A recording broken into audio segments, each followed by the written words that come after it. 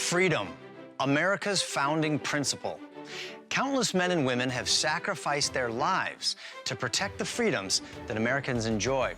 Yet, many of today's news headlines tell us that freedom is under attack. We'll talk with Kristen Waggoner of Alliance Defending Freedom about the work that they've been doing in the courts. What are the victories that we should be celebrating? And where is there cause for concern? Then we'll talk with Mark Meckler, president of Convention of States. What is the Convention of States, and why is it so important?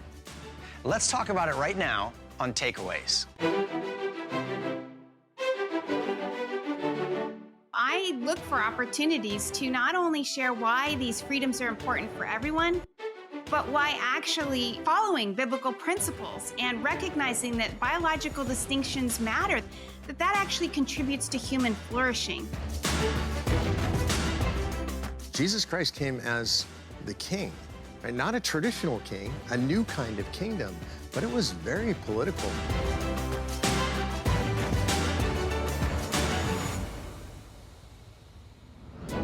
Kristen K. Waggoner serves as general counsel with Alliance Defending Freedom. She oversees the U.S. Legal Division and Communications, which includes more than 100 attorneys who engage in litigation, public advocacy, and legislative support. Kristen's taken a lead role in some of the country's most challenging religious liberty cases. Kristen, I'm so grateful to be able to talk with you, and I'm so inspired by the work that you and your colleagues do at ADF. So thanks for being on Takeaways. Well, thank you for having me. So you've litigated so many different types of cases: civil litigation, constitutional law. ADF has been so involved in Supreme Court cases. I'm curious, what inspired you to get into the legal profession? Well, I didn't have anybody in my family that was a lawyer, but I had a great father.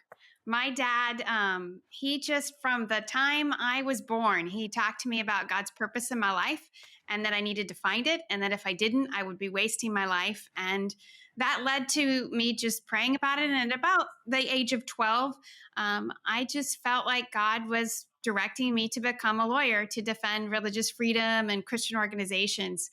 And that played out in ways I didn't always expect. But, you know, I think it's every parent's role to help their children understand that they're no different than Esther or Deborah or David or Nehemiah, the heroes of the Bible. We all are called to something God prepares in advance for us to do. Which I think is so great and so necessary, because we often think of, as parents, we think of a calling from God into the ministry, or to become a missionary, to become some sort of a religious leader or teacher. But do we really need more lawyers?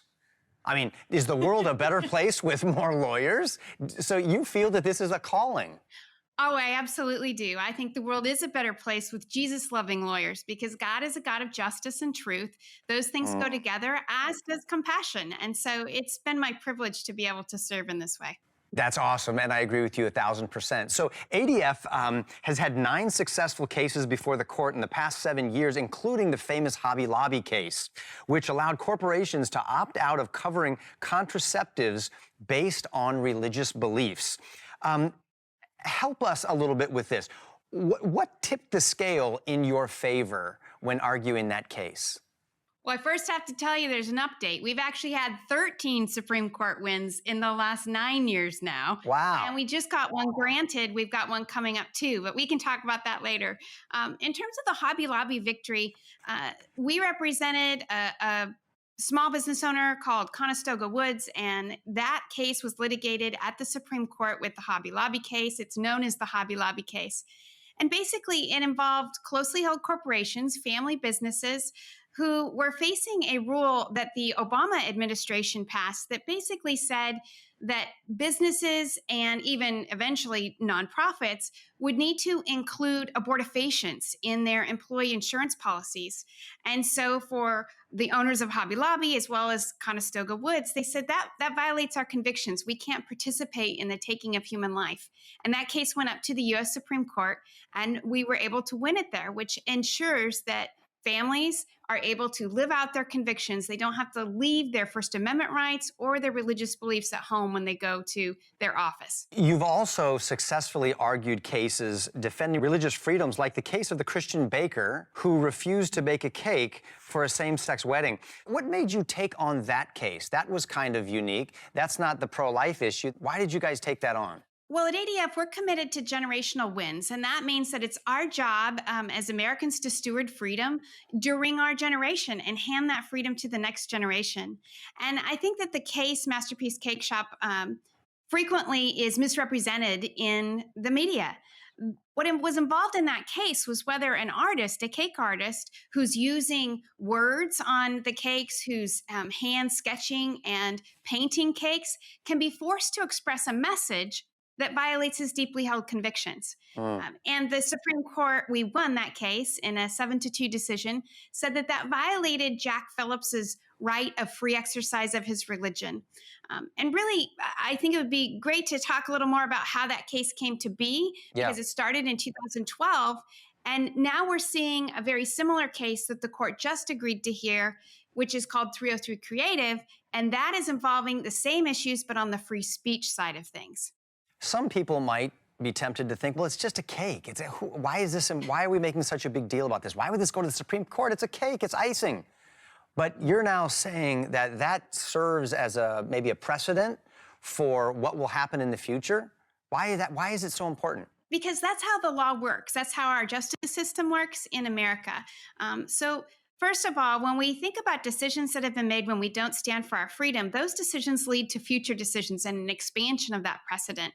And I think what's critical to the Masterpiece Cakeshop ruling is to understand that Jack Phillips serves everyone who walks into his store.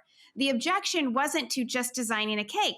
That couple could have any cake in his store and purchase it. Instead, it's about being able to choose the message and not speak a message that violates your core convictions. So really that issue transcends our beliefs on marriage. We might disagree on whether we design the cake or not design the cake, but we all want to be able to speak messages that are consistent with who we are and what our beliefs are. Some cases are important, but not all cases make it all the way to the Supreme Court. What was it about the Hobby Lobby case and the Masterpiece Cakeshop case that got through the door in front of those justices? Well, most cases don't make it to the Supreme Court. And in fact, just in this last term, we had 2 Supreme Court victories, but it was it's the second least term in the history, I think it is, that the court took the fewest amount of cases. So it's actually, the court's taking even fewer cases than it used to take. When you're arguing for the court to take a case, you don't have a right to do that, to have them take the case. So you really need to establish that there's a national issue, that the court needs to expend its limited resources to resolve this issue for the whole nation. And that's why those cases were important.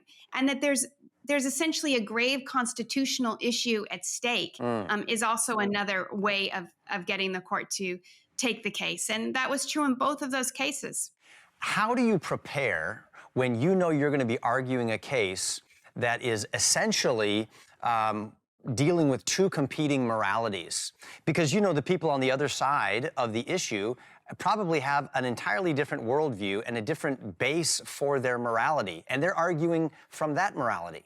Well, yes, they are. But the point of free speech and religious freedom is that it doesn't just protect my beliefs or your beliefs. It should protect all beliefs, the right for everyone to be able to explore ideas, to test ideas, and then to live consistent with those ideas peacefully, to pursue truth. And if we don't have those First Amendment freedoms and they don't apply to everyone, we actually even can't have a stable society or a democracy. I mean, we can look right now at what's happening in the world and see the implications of denying people these liberties that are inherent to who they are as God's creatures and God's created order.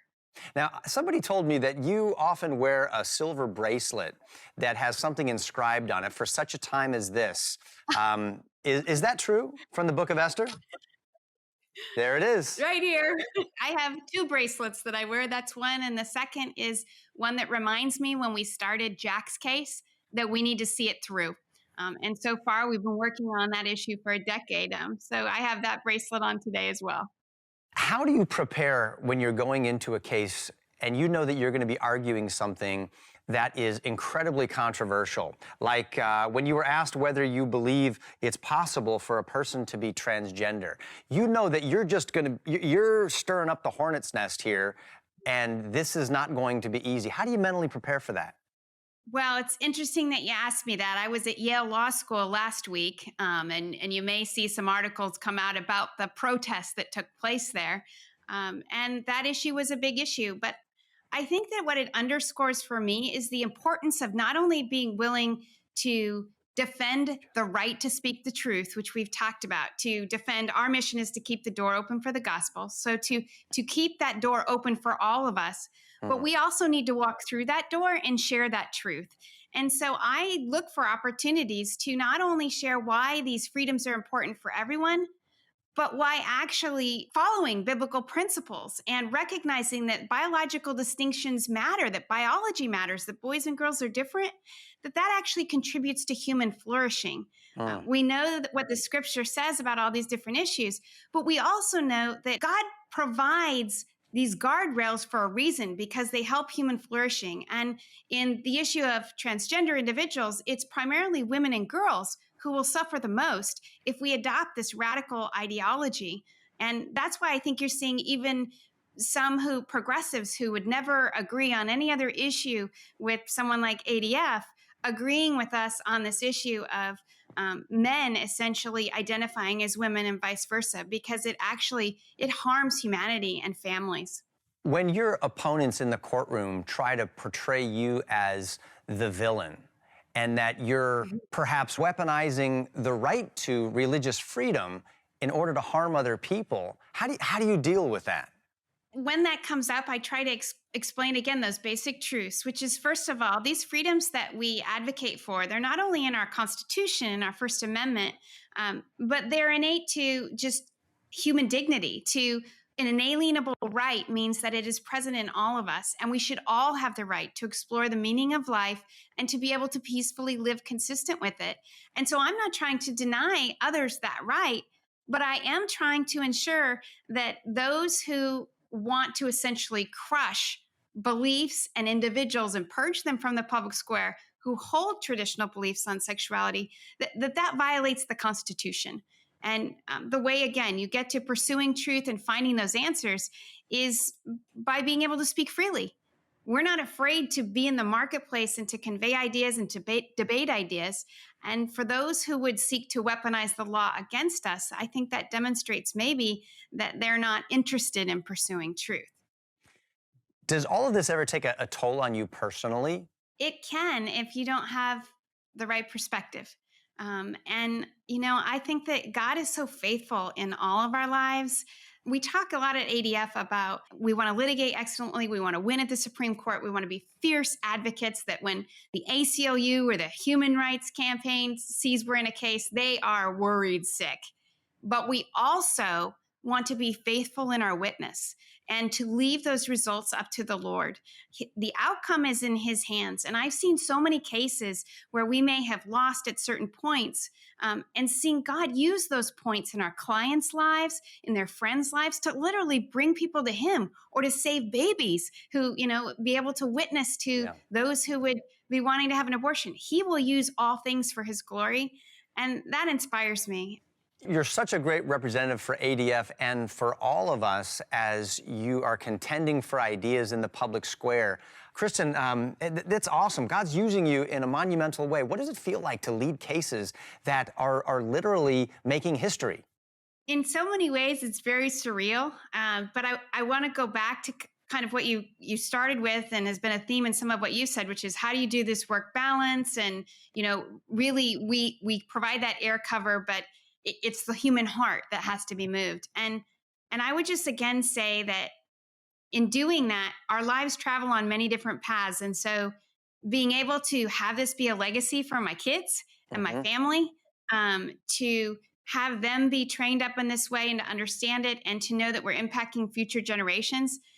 I mean, it's just the most inspiring work that there could be. There's so many stories, Kirk, that are just of people living out a dynamic faith, of having those conversations at the kitchen table with their kids, of influencing people on these issues, not only about salvation, but again, about how biblical principles promote human flourishing. And that's what keeps me going. And I just pray that we're faithful. I want to be the absolute best lawyer and have the best legal team there is.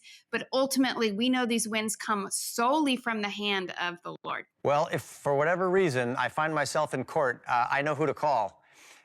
Kristen, we appreciate your commitment to defending our faith and freedom of expression.